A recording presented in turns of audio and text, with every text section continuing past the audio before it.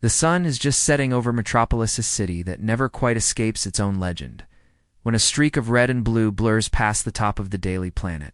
Nobody bats an eye. Superheroes are just part of the landscape here, as familiar as taco trucks and malfunctioning crosswalks.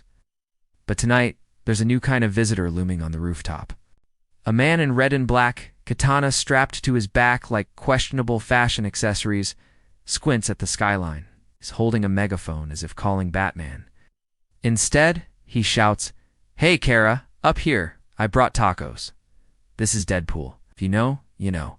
If you don't, well, strap in. He isn't from around here. This isn't his city, his universe, or even his canonical franchise. Still, Deadpool's sense of belonging is somewhere between oblivious and unwelcome, which is exactly where he likes it. 3 seconds later, a flutter of air shakes the rooftop.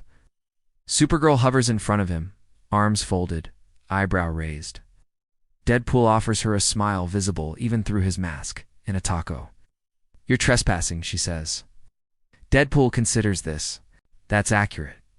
But in my defense, nobody with a super in their name is ever really bothered by doors. She doesn't laugh, but the corner of her mouth twitches, so he presses on. "How about a fight? You know, for charity. My ego's a worthy cause." Hi, Supergirl size. "Why would I fight you?" Deadpool shrugs. "Well, for one, the internet would love it.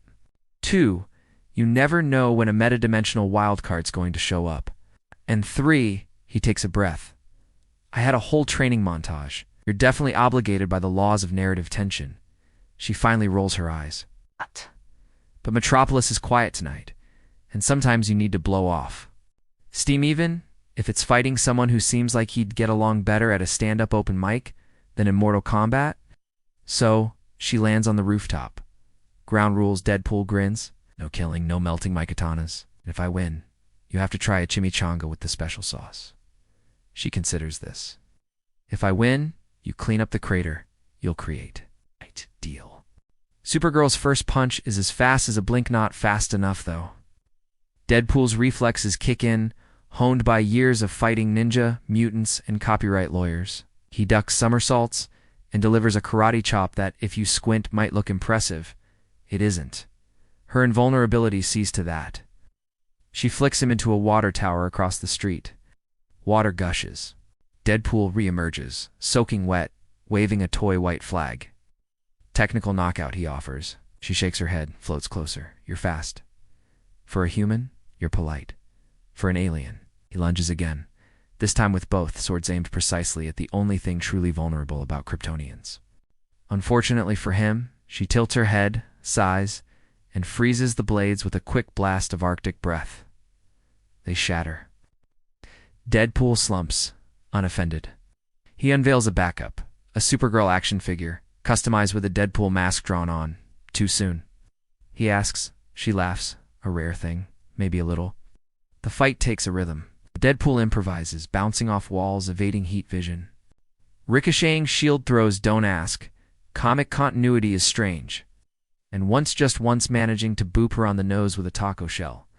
But this isn't a contest in the traditional sense.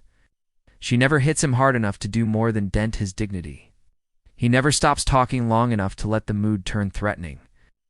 On the roof, several battered tacos later, Deadpool stands, slightly winded. "We done?" Supergirl fixes him with a smile. "Let's call it a draw." He bows dramatically and offers her a final taco. For peace between worlds. She takes it. And when she's gone in a rush of air, Deadpool sits on the rooftop edge, grinning into the city's golden hour, recounting the best parts of the evening, allowed for any passing drone cameras. He didn't win. He didn't lose. He got a laugh out of Supergirl, and in his book, that's as good as saving the world. As the credits roll over Metropolis below, Deadpool leans into the camera, breaking the fourth wall one last time. "Next week, I'll be arm wrestling Godzilla.